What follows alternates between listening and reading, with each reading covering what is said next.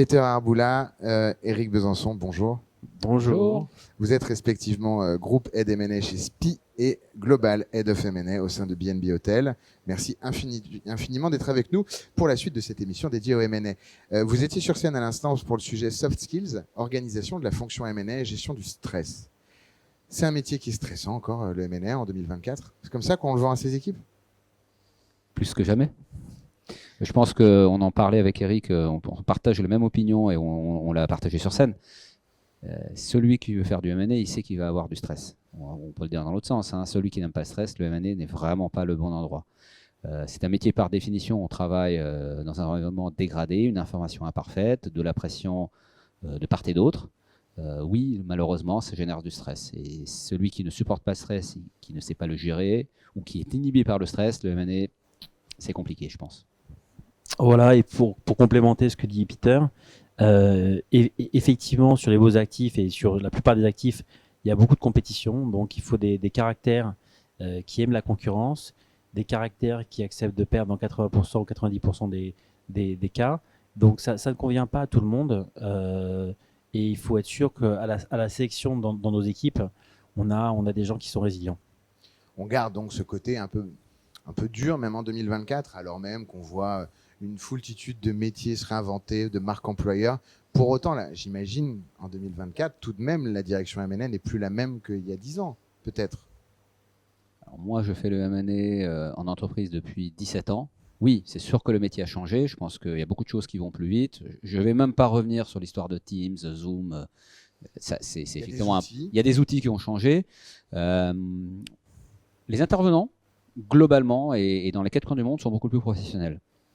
Donc, évidemment, on trouve encore des gens qui n'ont jamais fait de M&A dans certaines cibles. Un primaire reste un primaire. Un primaire à 30 millions, ça prend plus de temps voilà. quelque chose qui est un peu plus structuré. Mais globalement, on est avec des gens qui sont meilleurs et peut-être qu'on a aussi des positions de marché qui se cristallisent de manière un peu plus simple. Et donc, parfois, nos conseils sont capables d'abattre des points sur lesquels, il y a quelques années, on passait encore des heures carrées en réunion. Et maintenant, en fait, les avocats peuvent, ou les conseils M&A financiers, peuvent trouver des compromis. Et on a peut-être moins de points à gérer nous-mêmes.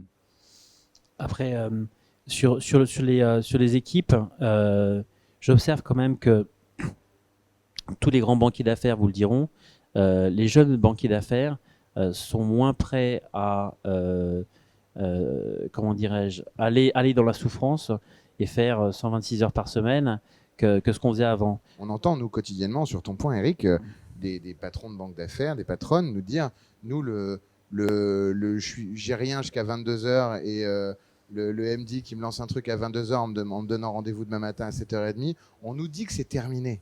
Mais...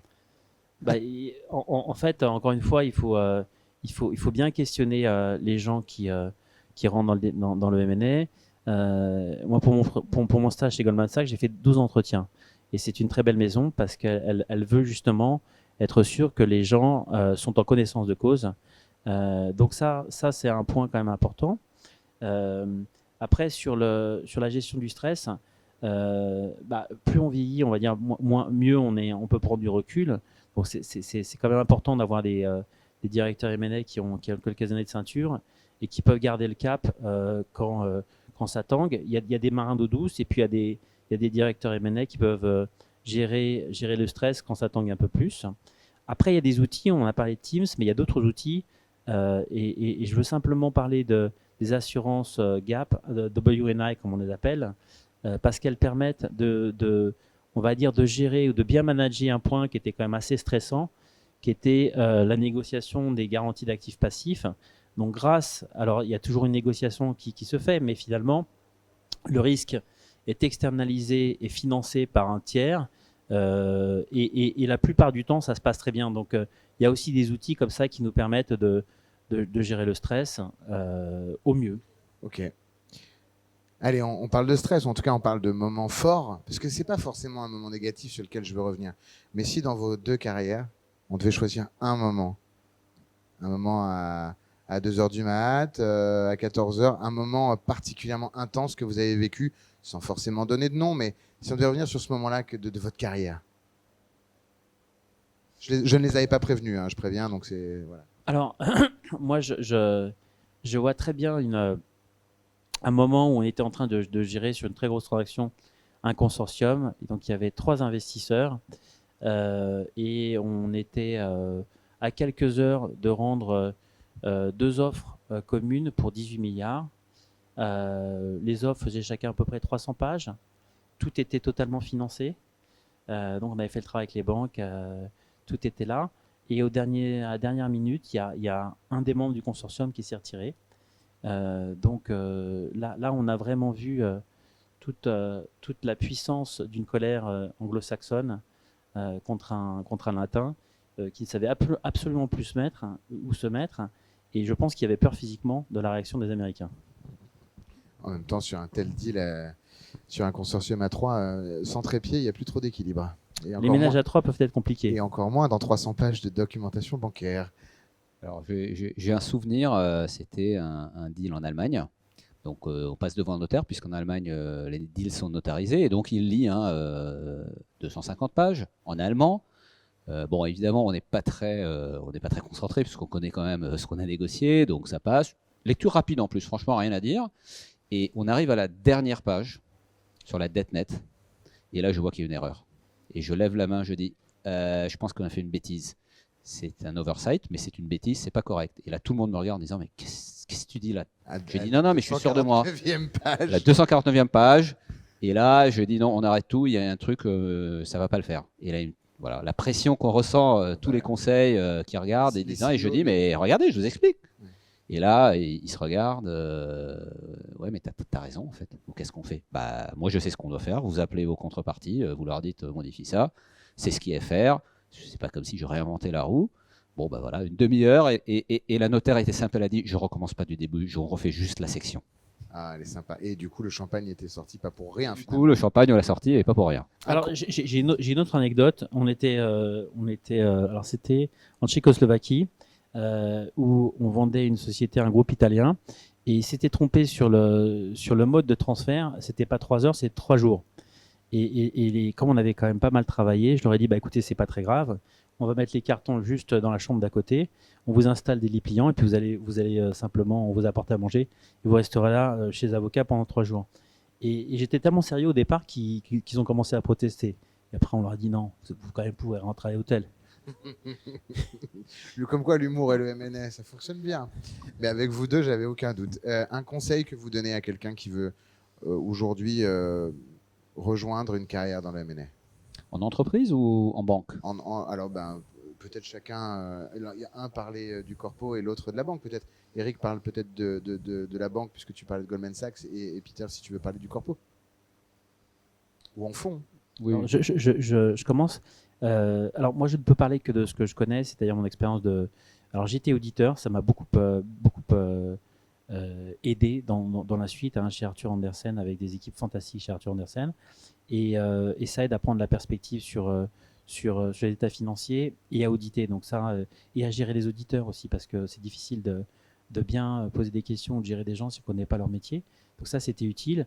Après, je suis passé dans des fonctions d'analyste, mais ce n'était pas très utile. Et après, la banque d'affaires. Donc, un métier de conseil. Et je me vois toujours comme un conseil interne, en fait, pour les pays, pour les BU, avec une intensité féroce, puisque on faisait 100 heures par semaine. Et donc, en 2 ans, on avait fait 4 ans dans d'autres métiers. Après, ton conseil alors? En fait, alors mon conseil il y a 10 ou 15 ans, ça aurait été faire de la banque d'affaires. Là, je dirais faites de la banque d'affaires, mais pas trop longtemps, parce que il y a trop de sacrifices humains et trop de sacrifices sur la vie sociale. Et après, il y a un autre point qui est important, c'est que arriver dans une société alors qu'on a été banquier d'affaires, faut mettre les rétro-parachutes et de façon très forte. Et après, on n'est pas forcément non plus des très très bons managers, parce que les banquiers, ils gèrent par la verticalité et on va dire que c'est assez, ça peut être brutal. Dans une entreprise, on est plus par la suggestion et le leadership. Donc les questions sont plus indirectes, les questions ont plus vocation à faire réfléchir quelqu'un et travailler sur lui-même que dans l'urgence verticale. Moi, je dirais que pour commencer une carrière dans le M&A, faut passer par les métiers du chiffre, comme le disait Eric. C'est-à-dire, moi j'ai commencé ma carrière chez Deloitte, alors je n'étais pas en audit, j'étais en évaluation, mais mon patron, l'associé, était un ancien auditeur, et je ne le remercierai jamais assez de la rigueur comptable, débit-crédit, qui m'a inculqué et qui m'a beaucoup servi après, petit 1. Et donc, je pense que passer par les métiers de chiffre avant d'embrasser les métiers du haut du bilan, c'est pas mal. Je ne dis pas que c'est la seule voie, mais moi, c'est ce que je conseille à toute personne que des amis m'envoient en disant mon fils, il aimerait, mais comment il commence, etc. Ça peut être en stage, hein, déjà. Je ne dis pas qu'il faut passer X années en audit. Ça aide pour la dette nette. Hein. Ça va être pour la dette nette, pour l'EBITDA ajusté, savoir ce que c'est qu'un cash flow. Voilà, enfin, je veux dire, c'est quand même le b.a.-ba du métier. Je pense que la deuxième chose, c'est qu'il faut comprendre, quand on est en entreprise en M&A, il faut aussi comprendre que le M&A, c'est un pilier peut-être stratégique pour l'entreprise, ça peut être une voie de développement, mais l'entreprise ne vit pas que par et pour le M&A, contrairement à une banque. Et donc, il faut savoir rester humble et connaître sa place.